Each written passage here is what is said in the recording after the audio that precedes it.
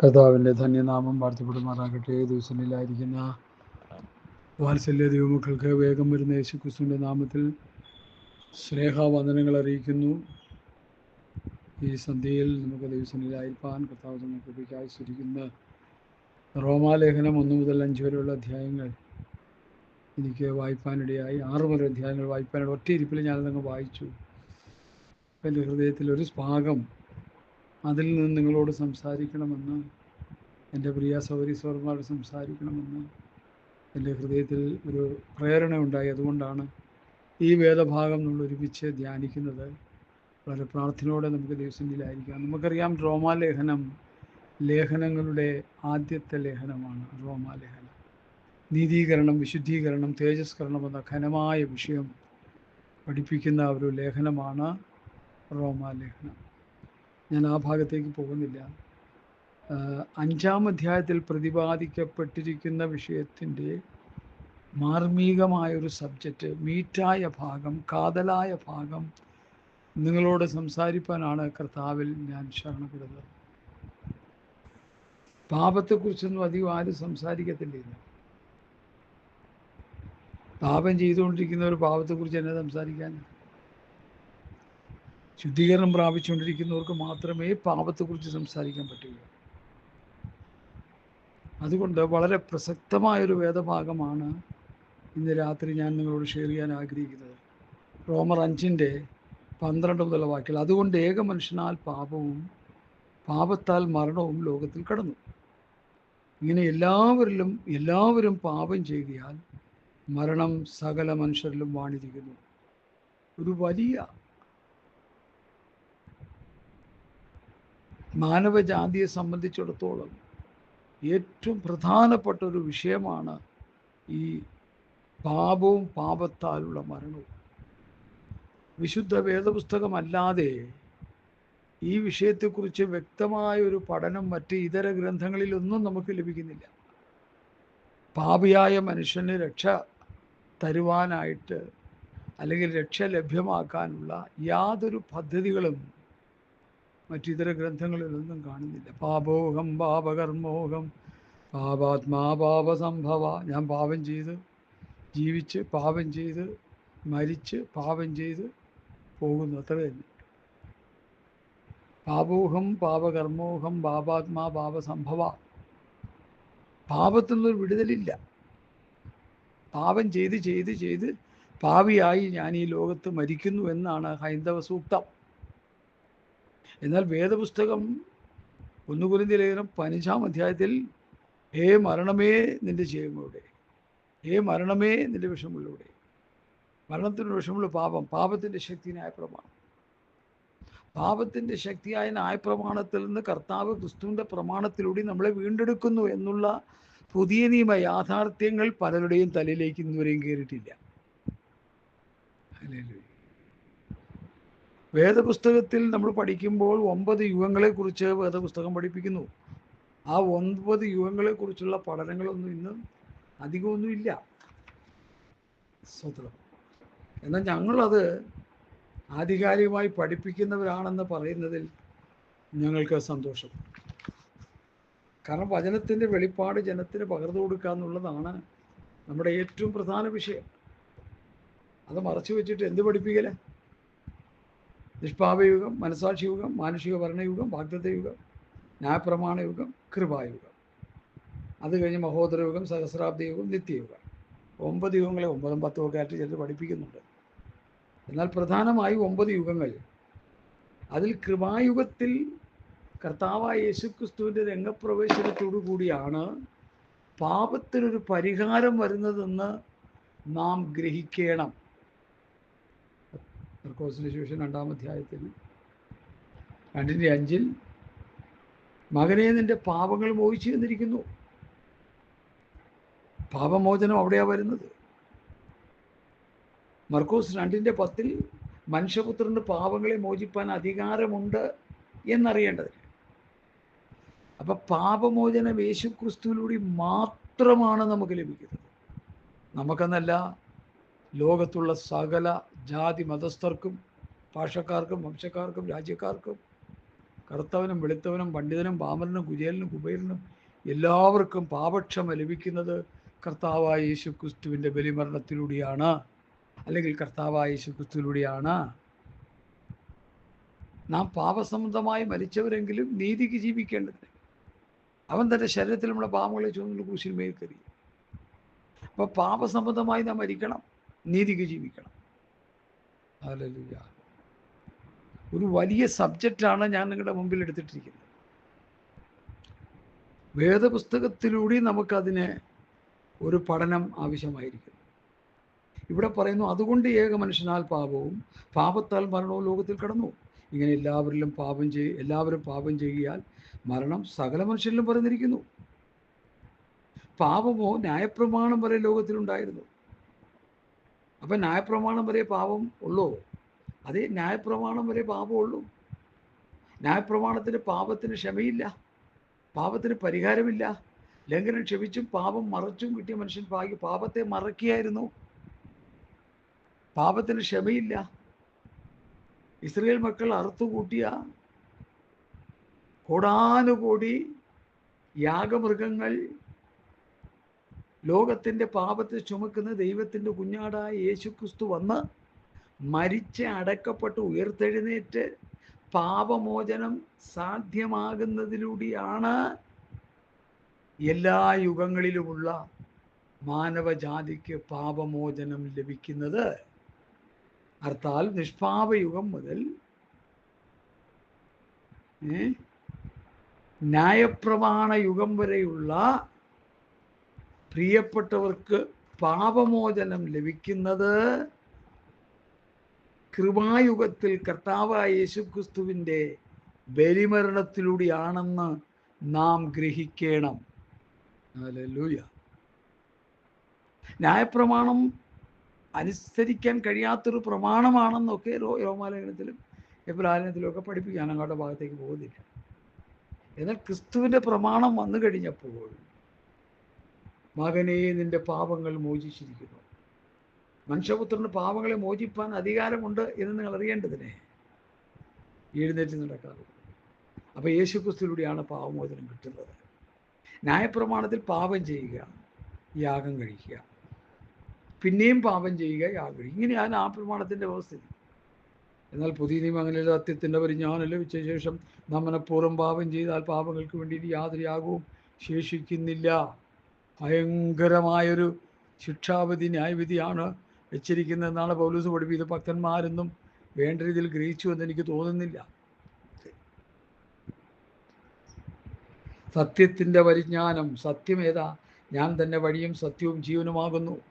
സത്യത്തിൻ്റെ പരിജ്ഞാനം ലഭിച്ച ശേഷം നാം മനഃപൂർവ്വം പാപം ചെയ്താൽ പാപങ്ങൾക്ക് വേണ്ടി ഇനി യാതൊരു യാഗവുമില്ല. ലോകത്തിൻ്റെ പാപത്തെ ചുമക്കുന്ന ദൈവത്തിൻ്റെ കുഞ്ഞാടായി യേശു ക്രിസ്തു അറുക്കപ്പെട്ടതോടുകൂടി പാപങ്ങൾക്ക് പരിഹാരം വന്നു കഴിഞ്ഞു. ഇനി പാപം ചെയ്താൽ ശിക്ഷയുണ്ട്, ശിക്ഷയുണ്ട്, ശിക്ഷയുണ്ട്. ഇതാരും പഠിപ്പിക്കുന്നില്ല. പഠിപ്പിക്കുന്നവർ നല്ലൊരു ശതമാനം പാപം ചെയ്തിരിക്കും, പിന്നെ എങ്ങനെയാണ് പഠിപ്പിക്കുന്നത്? അപ്പോൾ ചോദിക്കും, പാസ്റ്റർ പാപമില്ലേ? ഉണ്ട്. നമുക്ക് നാം പാപമില്ലെന്ന് പറഞ്ഞാൽ നാം നമ്മൾ തന്നെ വഞ്ചിക്കുന്നു. നമ്മുടെ പാപങ്ങൾ ഏറ്റുപറഞ്ഞ് ശുദ്ധീകരണം പ്രാപിച്ചുകൊണ്ടിരിക്കുക.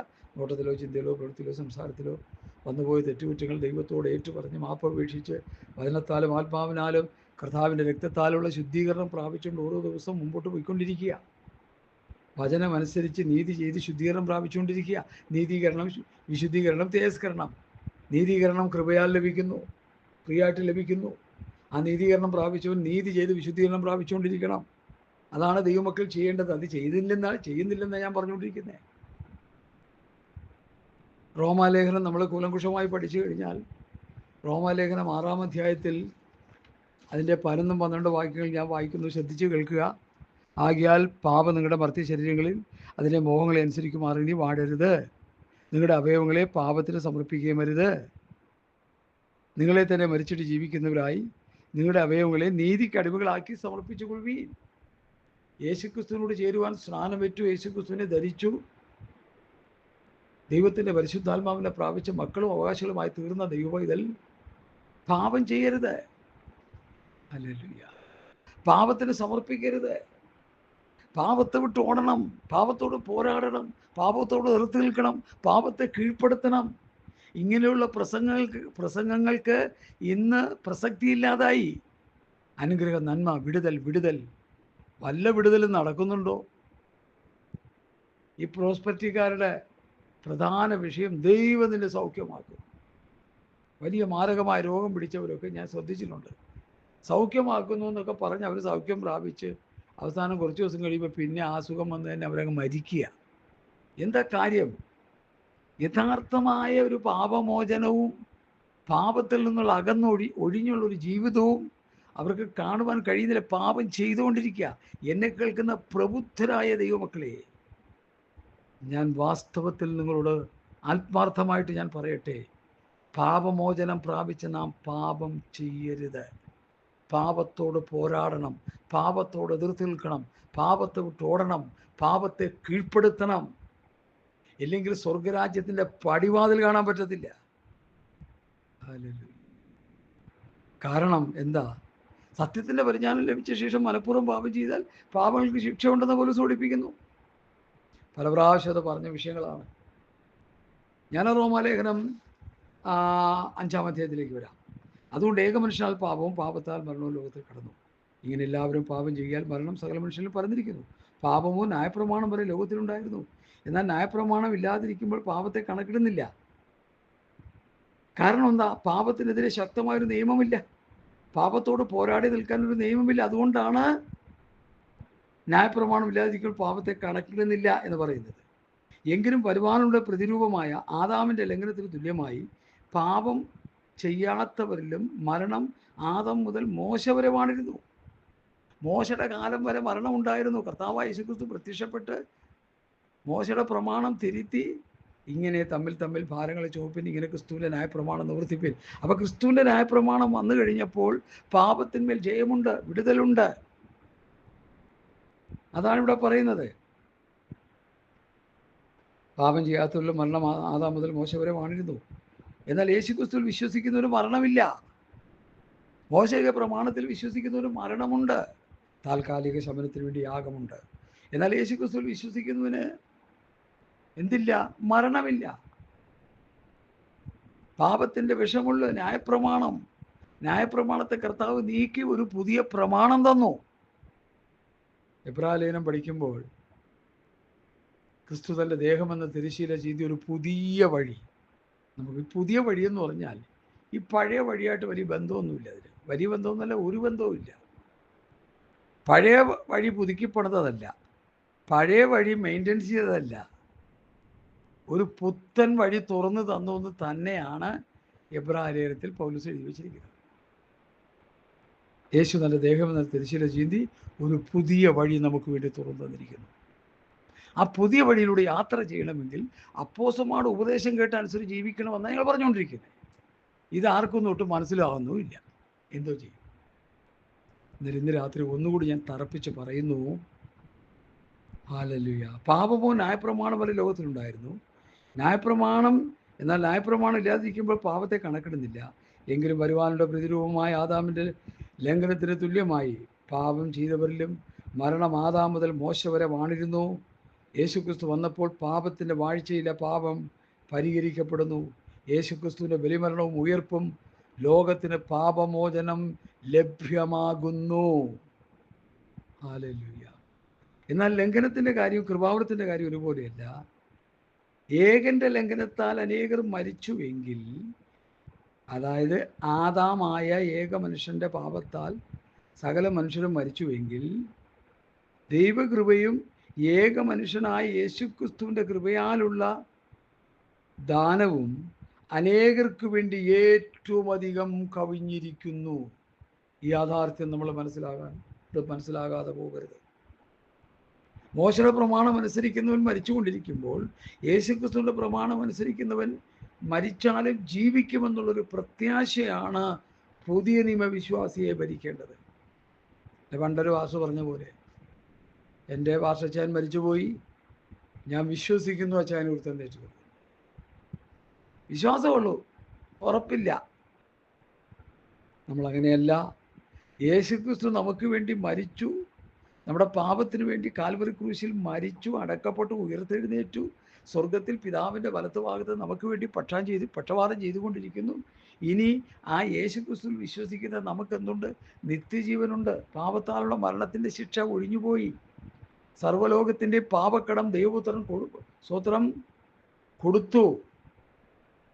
യേശുക്രിസ്തുവിൻ്റെ ബലിമരണത്തിലൂടെ നമുക്ക് വീണ്ടെടുപ്പ്, യേശുക്രിസ്തുവിൻ്റെ ബലിമരണത്തിലൂടെ നമുക്ക് ദത്തെടുപ്പ്, യേശുക്രിസ്തുവിൻ്റെ ബലിമരണത്തിലൂടെ നമുക്ക് പാപമോചനം, വീണ്ടെടുപ്പ് ലഭ്യമായി എന്ന യാഥാർത്ഥ്യം നമ്മൾ മനസ്സിലാക്കും. പക്ഷെ ഇനിമേൽ പാപം ചെയ്യാൻ പാടില്ല. 38 വർഷം ബെഥസ്ദാ കുളക്കരയിൽ കിടന്ന ആ മനുഷ്യനോട് കർത്താവ് പറഞ്ഞ മർമ്മം ഞാൻ മനസ്സിലാക്കി. എനിക്ക് വലിയ സന്തോഷം തോന്നി. ദേവാലയത്തിൽ വിളിച്ച് അവനെ കണ്ടു. നോക്ക്, നിനക്ക് സൗഖ്യമായല്ലോ, അധികം തിന്മയായത് ഭവിക്കാതിരിക്കാൻ മേലിൽ പാപം ചെയ്യരുത്. വിശ്വാസിയെ, ദൈവപൈതലേ, പെന്തക്കോസുകാരെ, തിന്മയായത് ഭവിക്കാതിരിക്കാൻ പാപം ചെയ്യരുത്. അഥവാ ഒരു പാപത്തിൽ വീണുപോയാൽ അതിന് റെമഡിയുണ്ട്, പാപപരിഹാരത്തിൻ്റെ മാർഗമുണ്ട്. ആ മാർഗത്തിലൂടെ നമ്മൾ ശുദ്ധീകരണം പ്രാപിച്ച് മടങ്ങി വന്നു കൊള്ളണം. ഞാൻ ആ വചനത്തിലേക്ക് വരുന്നു. ഹല്ലേലൂയ. ഏകന്റെ ലംഘനത്താൽ അനേകർ മരിച്ചു എങ്കിൽ ദൈവകൃപയും ഏക മനുഷ്യനായ യേശുക്രിസ്തുവിൻ്റെ കൃപയാലുള്ള ദാനവും അനേകർക്ക് വേണ്ടി ഏറ്റവും അധികം കവിഞ്ഞിരിക്കുന്നു. ആദാം മുതൽ സകല മാനവജാതികളും യേശുക്രിസ്തു വരെയുള്ള മനുഷ്യരൊക്കെ മരിച്ച് പാപമോചനം കിട്ടാതെ പോകുമ്പോൾ യേശുക്രിസ്തുവിലൂടെ, യേശുക്രിസ്തുവിൻ്റെ ബലിമരണത്തിലൂടെ നമുക്ക് പാപമോചനം ലഭിക്കുന്നു എന്നാണ് ഈ വാക്യത്തിലൂടെ നമുക്ക് മനസ്സിലാക്കാൻ കഴിയും. യേശുക്രിസ്തുവിൻ്റെ കൃപയാലുള്ള ദാനവും അനേകർക്ക് വേണ്ടി ഏറ്റവും അധികം കവിഞ്ഞിരിക്കുന്നു. കൃപയാലുള്ള ദാനം, വിശ്വാസത്താലുള്ള രക്ഷ, പാപമോചനം, പാപത്തിന് പരിഹാരം യേശുക്രിസ്തുവിലൂടെ ലഭിച്ചു.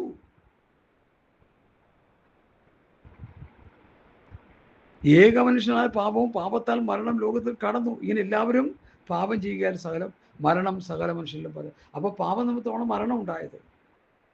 എന്നാൽ ആ പാപത്തിനും മരണത്തിനും പരിഹാരം യേശുക്രിസ്തുവിലൂടെ നമുക്ക് ലഭിക്കുന്നു. അതുകൊണ്ടാണ് ശവമടക്ക സമയത്ത് ഉപദേശിമാർ കാറി പ്രസംഗിക്കുന്നത്, ഏ മരണമേ നിന്റെ ജയം എവിടെ, ഏ മരണമേ നിന്റെ വിഷമുള്ളവിടെ. അല്ല, പറയുന്നതിൽ കാര്യങ്ങളൊക്കെ ശരിയാണെങ്കിലും ഈ മരിച്ചു കിടക്കുന്നതിന് ഒരു വാക്യം ഒരു പ്രാവശ്യം പോലെ കേട്ട് കാണത്തില്ല. കത്ത് കഴിച്ചപ്പോഴാണ് എൻ്റെ കുടുത്തലൊക്കെ കൊണ്ടുപോയി പ്രസംഗിക്കുന്നത്. അതാണ് എനിക്ക് വിരോധാഭാസമായിട്ട് തോന്നിയത്. ജീവിച്ചിരിക്കുമ്പോൾ ഈ വാക്യം വായിച്ച് അവനെ പ്രസംഗിച്ച് മരണത്തെ വെല്ലുവിളിക്കുന്ന പ്രത്യാശയോടുകൂടി അവൻ ഈ ലോകത്തിൽ നിന്ന് പോകണം. അതാ വേണ്ടത്. അത് സംഭവിക്കുന്നില്ല. എനിക്കതിൽ വലിയ വേദനയുണ്ട്. മരിച്ചു കഴിയുമ്പോൾ അടക്കാൻ ധൃതി കൂട്ടുക, കാരണം കവർ കിട്ടും, ചാപ്പാടം കിട്ടും. അതിനുവേണ്ടി അക്രാന്തം കാണിക്കുക പലരും. ഈ മരിച്ചവന് ഉയർത്തെഴുന്നേറ്റ് വരുമോ എന്നുള്ളതിനെക്കുറിച്ച് യാതെങ്കിലും ഒരു ഗ്യാരണ്ടി ഉണ്ടോ ആർക്കെങ്കിലും പറയാൻ? ഞാൻ ആ ഭാഗത്ത് നിന്ന് വചനത്തിലേക്ക് വരുന്നു. അടുത്ത 14-ാം വാക്യം, 16-ാമത്തെ വാക്യം. ഏകൻ പാപം ചെയ്തതിൻ്റെ ഫലവും ദാനത്തിൻ്റെ കാര്യവും ഒരുപോലെയല്ല. ഏകൻ്റെ പാപം ശിക്ഷാവിധി കൽപ്പിപ്പാൻ ഹേതുവായി തീർന്നു. ആദാമിൻ്റെ പാപം മാനവരാശിക്ക് ശിക്ഷയ്ക്ക് കാരണമായി മാറി. അതവിടെ പറയുന്നത്. കൃപാവരമോ അല്ലെങ്കിൽ യേശുക്രിസ്തുവിലൂടെ ലഭിക്കുന്ന കൃപാവരമോ അനേക ലംഘനങ്ങളെ മോചിക്കുന്ന നീതീകരണ വിധിക്ക് ഹേതുവായി തീർന്നു. പാപം ചെയ്ത് മരിച്ചു പോകേണ്ട മനുഷ്യൻ, നിത്യമായ നരകാഗ്നിയിലേക്ക് പോകേണ്ട മനുഷ്യൻ യേശുക്രിസ്തു വിശ്വസിച്ച് കഴിഞ്ഞപ്പോൾ പിതാവ് അവനെ സൗജന്യമായി നീതീകരിക്കുക. ഈ മർമ്മം നമ്മൾ അറിയാതിരിക്കുക. കൃപയാലാണ് നീതീകരണം നമുക്ക് ലഭിക്കുന്നത്. എന്നാൽ വിശുദ്ധീകരണം ഒരായുസ് മുഴുവൻ പാപത്തോട് പോരാടി, പാപത്തെ കീഴ്പ്പെടുത്തി, പാപത്തോട് നിർത്തത്, പാപത്തെ വിട്ടോടി വിശുദ്ധി ചെയ്ത് വിശുദ്ധീകരണം പ്രാപിച്ചുകൊണ്ടിരിക്കണം. നീതി ചെയ്ത് വിശുദ്ധീകരണം പ്രാപിച്ചുകൊണ്ടിരിക്കണം. നീതി ചെയ്യുക, വചനമനുസരിച്ച് ജീവിക്കുക. ഇന്നലെ ഞാൻ ഒരു വാത്സല്യ സൗരയുടെ ആവശ്യത്തെക്കുറിച്ച് പറയാനിടയായി. നീതീകരണം, വിശുദ്ധീകരണം, തേജസ്കരണം. ഇതിൽ നീതി ചെയ്യുമ്പോഴാണ് വിശുദ്ധീകരണം കിട്ടുന്നത്. നീതി പ്രവൃത്തികൾ സൽപ്രവൃത്തികൾ. നീതി പ്രവൃത്തി വചനമനുസരിച്ച് ജീവിച്ച് കർത്താവിനെ പ്രസാദിപ്പിക്കുക. എന്നാൽ രക്ഷിക്കപ്പെട്ടവൻ സൽപ്രവൃത്തി ചെയ്യണമെന്ന് വേറൊരു വശത്ത്. ഹല്ലേലൂയ. ഇത് രണ്ടും കൂടിയിട്ട് കൂട്ടിക്കുറയ്ക്കരുത്. നീതിപ്രവൃത്തി വേറെ, സൽപ്രവൃത്തി വേറെ. നീതിപ്രവൃത്തി അനുദിന ജീവിതത്തിൽ, കുടുംബ ജീവിതത്തിൽ, സമൂഹ ജീവിതത്തിൽ വചനമനുസരിച്ച് ജീവിച്ച് ശുദ്ധീകരണം പ്രാപിക്കുന്ന അനുഭവമാണ് നീതിപ്രവൃത്തി. എന്നാൽ സൽപ്രവൃത്തി അവനവന് മറ്റുള്ളവരെ സഹായിക്കാൻ സാമ്പത്തികമായി കഴിയുന്നെങ്കിൽ അത് ചെയ്യണം, മസ്റ്റ് ചെയ്തിരിക്കണം. ഹല്ലേലൂയ. അപ്പോൾ ഇവിടെ പാപം ചെയ്തതിൻ്റെ ഫലവും ദാനത്തിൻ്റെ കാര്യം ഒരുപോലെയല്ല. ഏകൻ്റെ പാപം ശിക്ഷാവിധി കൽപ്പിപ്പാൻ ഹേതുവായി തീർന്നു. കൃപാവരമോ അനേക ലംഘനങ്ങളെ മോചിപ്പിക്കുന്ന നീതീകരണ വിധിക്ക് ഹേതുവായി തീരുന്നു. കർത്താവായ യേശു ക്രിസ്തുവിനോടുള്ള കൃപാവരം അല്ലെങ്കിൽ കൃപാദാനം എന്താണ് സംഭവിച്ചേക്കുന്നത്? അനേക ലംഘനങ്ങളെ മോചിപ്പിക്കുന്ന നീതീകരണ വിധിക്ക് ഹേതുവായി തീർന്നു. നീതീകരണം, ദൈവം നമ്മെ നീതീകരിച്ചു. വിശുദ്ധീകരണം നമ്മുടെ ഭാഗത്തുനിന്നുണ്ടാകണം. മൂന്നാം ഘട്ടം തേജസ്കരണത്തിലേക്ക് നമ്മൾ നടത്തപ്പെടുന്നു. നീതീകരണം, വിശുദ്ധീകരണം, തേജസ്കരണം റോമാലേഖനം പഠിപ്പിക്കുന്നെങ്കിലും ഇന്നും ആരും അത് പഠിപ്പിക്കുന്നില്ല. രക്ഷിക്കപ്പെട്ട് പാട്ടും പാടി തുള്ളിച്ചാടി നടന്ന് സ്വർഗത്ത് പൊക്കുകളും പോകത്തില്ല.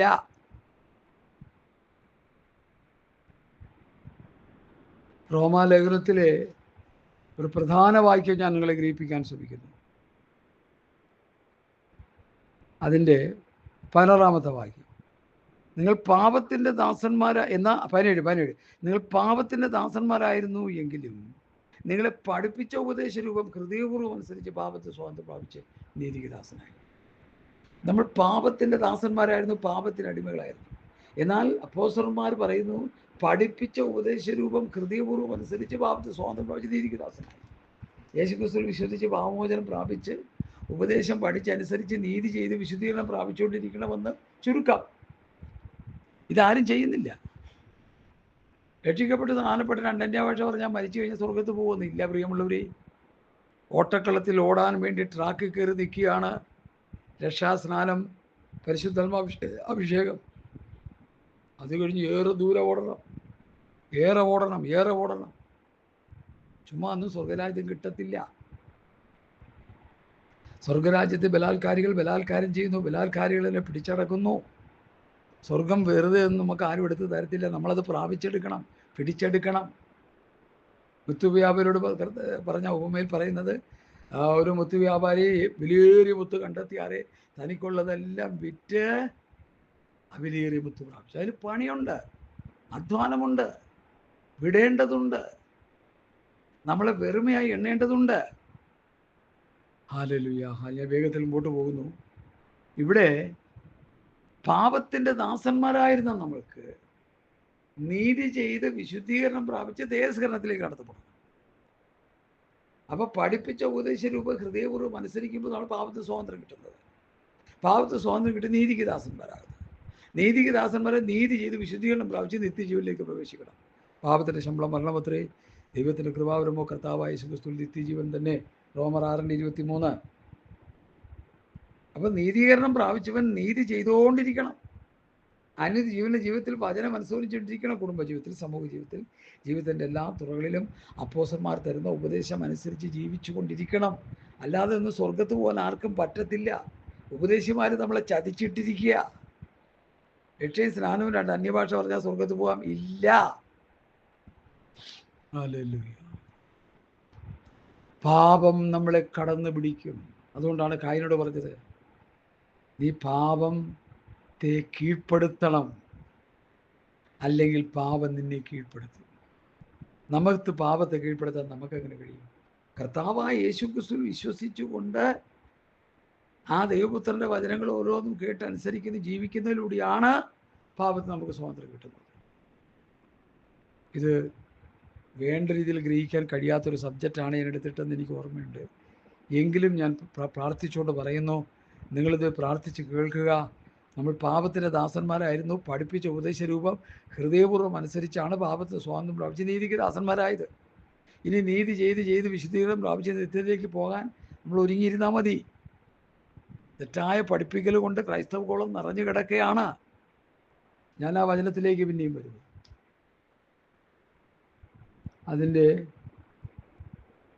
17-ാമത്തെ വാക്യം, റോമർ 5:17. ഏകന്റെ ലംഘനത്താൽ മരണം ആ ഏകൻ നിമിത്തം വാണു എങ്കിൽ കൃപയുടെയും നീതിദാനത്തിൻ്റെയും സമൃദ്ധി ലഭിക്കുന്നവർ യേശു ക്രിസ്തു എന്ന ഏകൻ നിമിത്തം ഏറ്റവും അധികമായി ജീവനിൽ വാഴും. അപ്പൊ ഏകന്റെ ലംഘനത്താൽ മരണം ഏകൻ നിമിത്തം സകല മനുഷ്യരിലും വാണുവെങ്കിൽ കൃപയുടെയും നീതിദാനത്തിൻ്റെയും സമൃദ്ധി ലഭിക്കുന്നവർ, യേശു ക്രിസ്തുവിലൂടെ ലഭിക്കുന്ന കൃപയുടെയും നീതിദാനത്തിൻ്റെയും സമൃദ്ധി ലഭിക്കുന്നവർ യേശു ക്രിസ്തുവിന്റെ ഏകൻ നിമിത്തം ഏറ്റവും അധികമായി ജീവനിൽ വാഴും. ഹല്ലേലൂയ! എത്ര മനോഹരമായൊരു പ്രസ്താവനയാണ് ഇത്. ആത്മാവിൽ പ്രാർത്ഥിച്ച് നിങ്ങൾ കേൾക്കണം, അല്ലെങ്കിൽ മനസ്സിലാകത്തില്ലേ? കോംപ്ലിക്കേറ്റഡ് ആയിട്ടുള്ള സബ്ജക്റ്റാണ് ഞാൻ ഈ പറഞ്ഞു വരുന്നത്. പാപത്തെ സ്വാതന്ത്ര്യം പ്രാപിച്ച് നീതിക്ക് ദാസനായി നീതി ചെയ്ത് ശുദ്ധീകരണം പ്രാപിച്ച് നിത്യജീവനിലേക്ക് പ്രവേശിക്കേണ്ട ഒരു സന്ദേശമാണ് ചുരുങ്ങിയ സമയം കൊണ്ട് ഞാൻ നിങ്ങളുടെ മുൻപിൽ വയ്ക്കുന്നത്. അതുകൊണ്ട് പ്രിയമുള്ളവരെ ശ്രദ്ധിക്കുക, വളരെ ശ്രദ്ധിച്ച് കേൾക്കുക. ഏകന്റെ ലംഘനത്താൽ ആ മരണം ഏകൻ നിമിത്തം വാണു എങ്കിൽ കൃപയുടെയും നീതിദാനത്തിൻ്റെയും സമൃദ്ധി ലഭിക്കുന്നവർ യേശു ക്രിസ്തുവിന്റെ ഏകൻ നിമിത്തം ഏറ്റവും അധികമായി ജീവനിൽ വാഴും. ആദാം നിമിത്തം മരണത്തിലേക്ക് നമ്മൾ വലിച്ചെറിയപ്പെട്ടെങ്കിൽ യേശു ക്രിസ്തു നിമിത്തം കൃപയുടെയും നീതിദാനത്തിൻ്റെയും സമൃദ്ധി നമുക്ക് ക്രിസ്തുവിൽ കൂടി ലഭിക്കുന്നു. അങ്ങനെ യേശു ക്രിസ്തു എന്ന ഏകൻ നിമിത്തം ഏറ്റവും അധികമായി നിത്യജീവനായി ജീവനിൽ നമ്മൾ വാഴും. ജീവനിൽ വാഴുമെന്നാണ് ഞാൻ എഴുതിയിരിച്ചിരിക്കുന്നത്. ഞാൻ പ്രസംഗിക്കുന്നത് നിത്യജീവൻ, നിത്യജീവൻ, നിത്യജീവൻ, എവർ ലാസ്റ്റിംഗ് ലൈഫ്. നമ്മുടെ ഈ ശരീരത്തിന് ഈ ഭൂമിയിൽ ജീവിക്കാൻ 70-80 സംവത്സരമാണ് ദൈവം അനുവദിച്ച് തന്നിരിക്കുന്നത്. ഞാൻ കഴിഞ്ഞ ദിവസം പറഞ്ഞു, നോഹയുടെ കാലത്തിന് മുൻപ് മെഥൂശലഹിന്റെ ആയുസ് 969 സംവത്സരമായിരുന്നു. ആ മെഥൂശലഹിന്റെ ആയുസ് കഴിഞ്ഞ് ആ നോഹയുടെ കാലം വന്നപ്പോൾ ജനം പാപം ചെയ്തു, വഷളത്വത്തിലേക്ക് പോയി. അപ്പോൾ ദൈവം ആദ്യം കൊടുത്ത പണിഷ്മെൻറ്റ് അവൻ്റെ ആയുസ് 120 വർഷമാക്കി കുറച്ചു.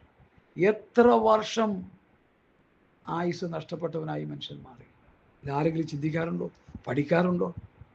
പഠിപ്പിക്കാറുണ്ടോ?